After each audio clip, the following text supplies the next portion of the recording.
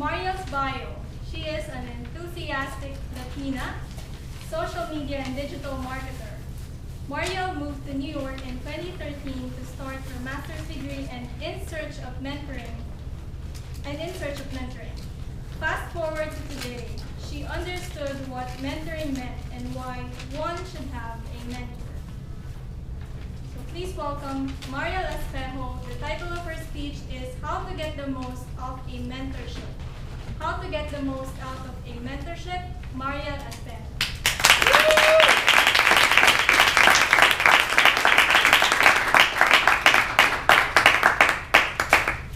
Good evening, welcome.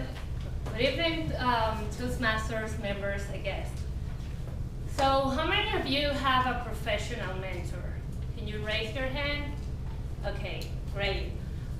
So I moved to New York back in 2013 to start my master's degree in marketing, and as soon as I started studying at NYU and wanted to enter in the advertising competitive field for the first time, I really wanted to have what you would call a formal mentor that will advise me on my career journey.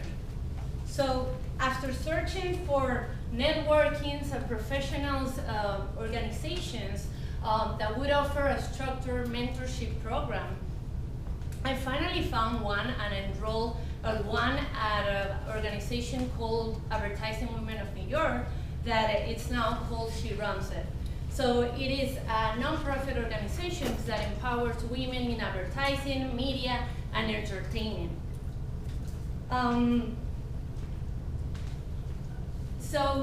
This program gave me the chance over the last 5 years to have different mentors from different backgrounds that would offer me a different perspective along with their wisdom and advice based on their experience in New York.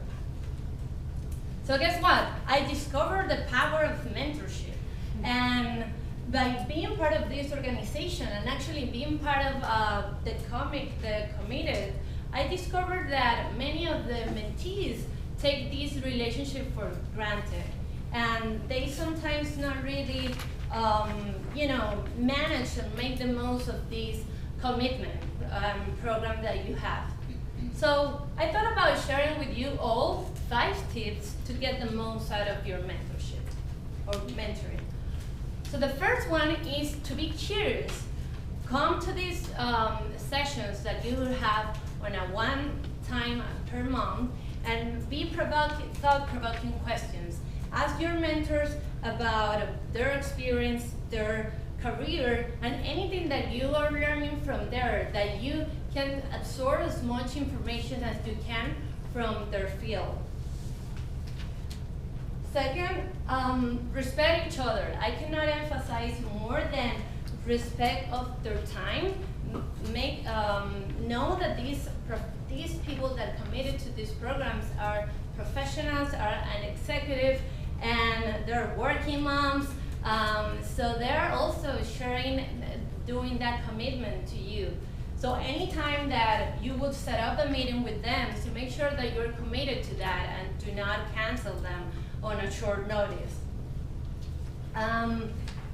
Third, and most importantly, know exactly what you want to get out of your relationship, of your mentorship.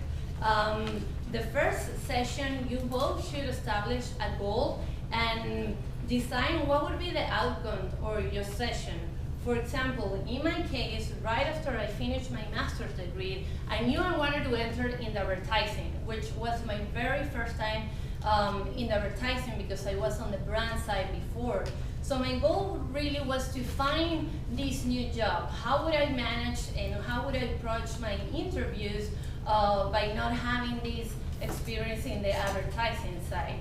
And then later, as you progress more in time over those goals, you discover another goal. That, for example, once I found my job, then I came to the time that I wanted to really excel on my performance review, and I would have that goal of working with her throughout these the performance reviews and all.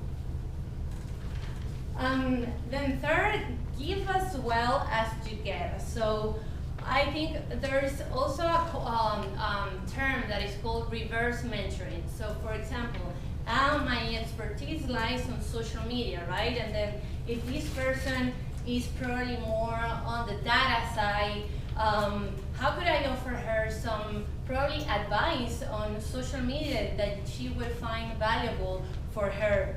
And be creative on finding ways to acknowledge her time and mentorship. So for example, I had the chance to nominate my mentor from last year to be the 2019 Working Mother of the Year through this organization called She Runs It. So, you know, she was honored, we had a big banquet, and it was amazing to see how could I provide her, give her back, given her dedication that she had with me along the year. So, and I wanted to show you some of pictures at the event where we shared. She's here with the award. She's here with the whole thing. She's another mentor that I had before. So these actually is a post that she did on her social media where she says mentoring matters. So I think that it's something that you do not take for granted, and you have the chance to kind of like acknowledge and be in gratitude for the time that they provide to you. And then for the fifth tip is to stay in touch. So this mentor that I nominated this year, she was actually my mentor from last year program, and we have kept in touch in anyhow. I find ways to be, you know, to acknowledge her during Thanksgiving, during other opportunities, and I kept that relationship going and find ways for us to stay connected. That she invited me to her beach house in Long Beach, and it was an amazing experience, while I was getting to know her family and as well getting mentorship advice by the beach. I mean, what an amazing experience. So I hope that this really, you know, inspire you to really be grateful, acknowledge your mentors, and really, if you don't have a formal one, there's 1,000 ways in New York for you to go on there and get a program to enroll.